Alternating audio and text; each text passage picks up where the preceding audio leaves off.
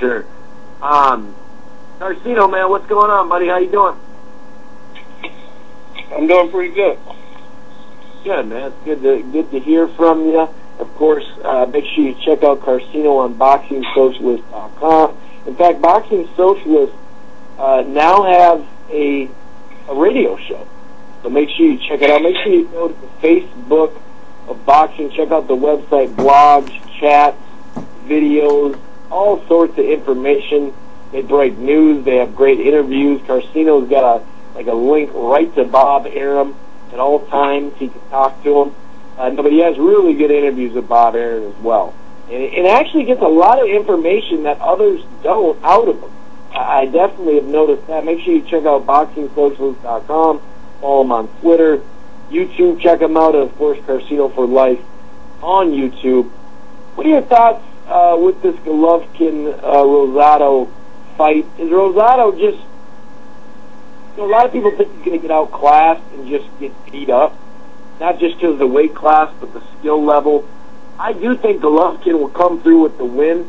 I am wondering, though, what Rosado is how they improved against solid talent, but not top level talent from last year. You did see him improve a little bit as a fighter and just his mental game, and as far as what he was trying to accomplish in the ring, rather than just going out there and swinging, or being on the move too much. Sometimes he did that in his past too. What are your thoughts, man? How do you see this fight of Golovkin and Rosado playing out there, Sheila? I think it'll go real, I think it's going to be an action-packed fight, definitely. Because Rosado, once he gets hurt, he fights harder. You know, this guy could take some shots and keep coming.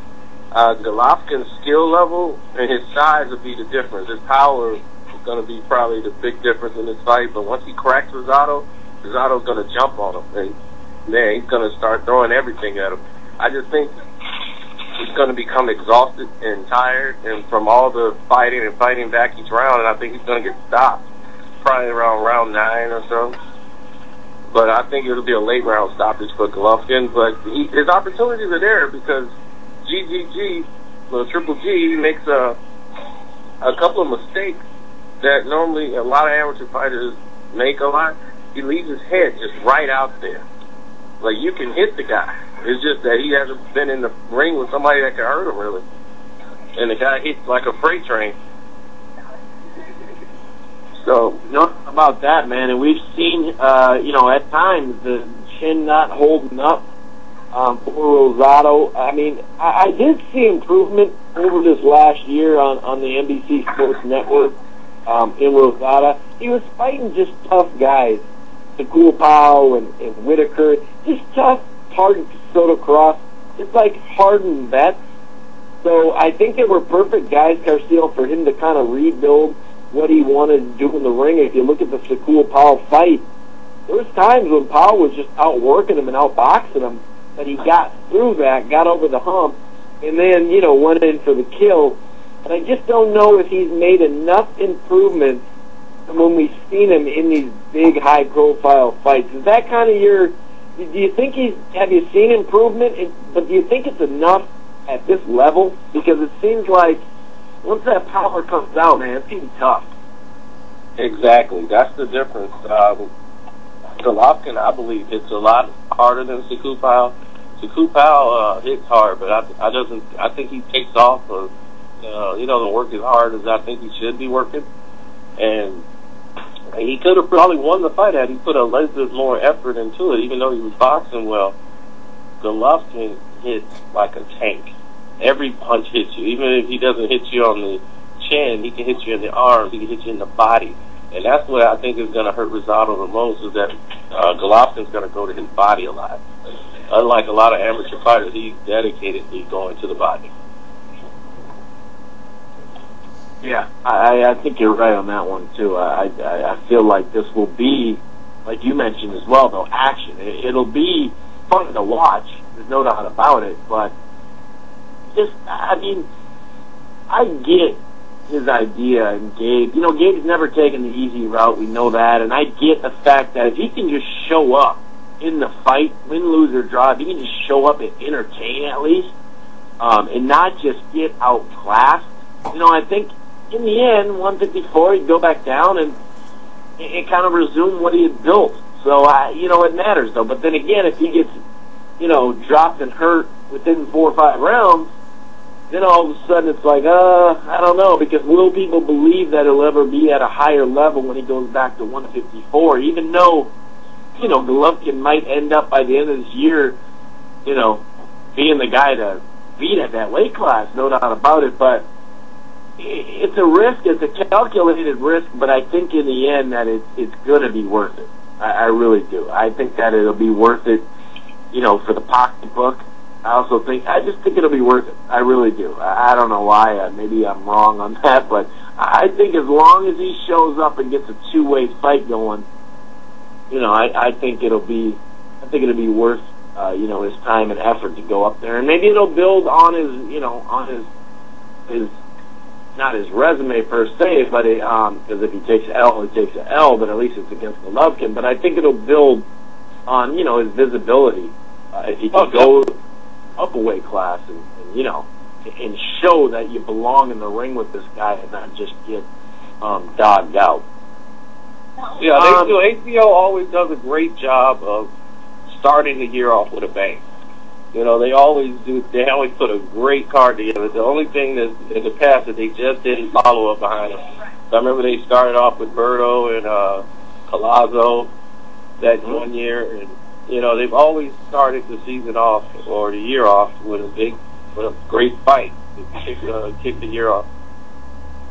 Yeah, you're right. They do. Usually it's like a week, like one more week later, like on the break between the conference final and the Super Bowl. But you're right. There's always something in the 3rd or 4th week of January that really gets it going for HBO, and they definitely, man, this triple header, man. I really like this, and I we hear the tickets from the theater at Madison Square Garden. But by the way, it's a great venue, no doubt about it. Obviously, it's a great venue. It packs in people close, but it's a great venue because if you start to constantly sell tickets in that one, well, we know what's next. I mean, you're on site of Madison Square Garden, so you're obviously building your fan base in that area, which is huge. And we'll talk about some other ones. But I want to get into Garcia and Salido. I think this fight has the makings of just a hell of a fight, no doubt about it. Salido, we know the damage he can do. He made Gamboa look sloppy.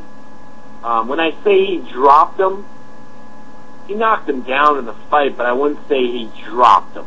Like Gamboa in his last fight, I think he got dropped. Because I actually think he was a little buzzed off that. Whereas the other knockdowns in his career, and there's been plenty, it was just a mistake. It was just more like a flash knockdown. But Kenny drew that on the move, and at some point, Salido's going to make him move. We know that. So that'll be the matchup that's before us. I mean, Garcia's shown he has skill.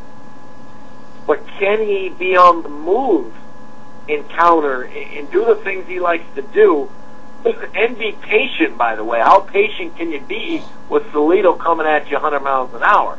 I'm not saying Salido throws 120 punches around, but he comes at you and keeps coming. He can take a good shot, but he fits his right hands in.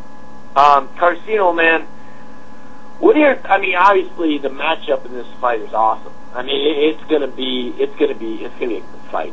But can Salido, or I should say, can Garcia handle that pressure of Salido? Because we know, man, he keeps it going, and if you get in a dogfight with him like Lopez did, that's not where you want to be with Salido.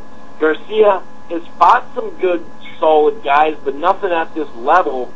And usually he's the patient guy, but he is either in the middle of the ring or coming at his guy. He hasn't faced maybe a guy like this. What are your thoughts on this fight, man? And who do you got, Salido or Garcia, in what is sure to be a great fight?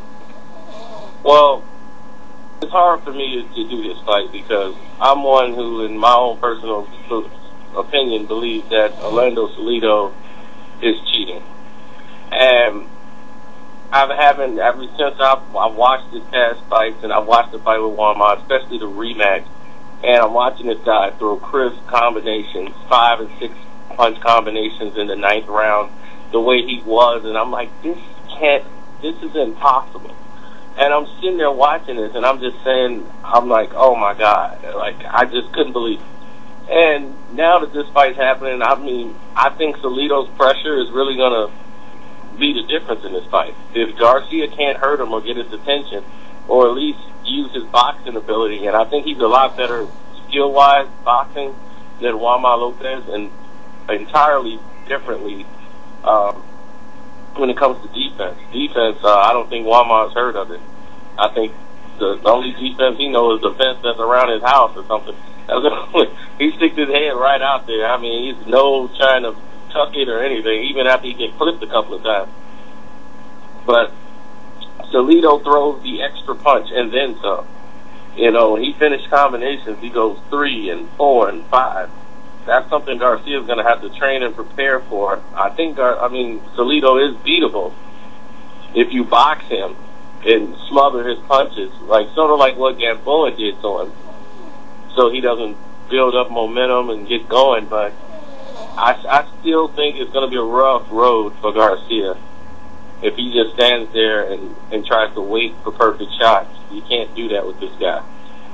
He's going to have to set the tone. He's got to bring it to him. He's got to box and then learn how to turn and use his footwork to change the angles on Salido. Yeah, that's you brought up several points in there, but yeah, I mean the angles. I mean, can he get his shots off enough? You do bring up a good point. Man. That point is Orlando Salido cheating, you know, and things get thrown around, you know, but this isn't just throwing stuff around. First of all, the guy's been caught with it. And second of all, you're right, man. You look at that Lopez fight. He came through a lot himself. It wasn't just like Lopez. Lama was the only one taking punches. And you're right. I mean, the guy he just keeps fishing. He's like the Energizer bunny. But obviously, this isn't a cute little bunny, you know, in a commercial. This is a real deal. So, and we know, once again, there's not going to be any test that is going to be able to prove anything, more than likely. You know, so that's a good point. That's a good point, Garcia, and something that really doesn't get talked about with Orlando Salido, considering the last couple of years, and especially this year. But, you know, for those who have been paying attention, the last couple of years, this idea of performance-enhancing drugs in boxing and how we knew it was there, and we got some warnings, and then all of a sudden this year we finally got some tests that had something to do with catching them, and we actually caught some. So that's a good point. That's a great point, because if he can take the punishment, Garcia will land on him, because he will. I mean, Garcia, both of them are going to land punches, but I think, you know, somebody in the chat was talking too, and big shouts out to the people in the chat, of course. You know, defense. You know, we know Salido's not some great defensive fighter. We know that. Garcia is known for his skill and his patience, but how many times has he showed his defense?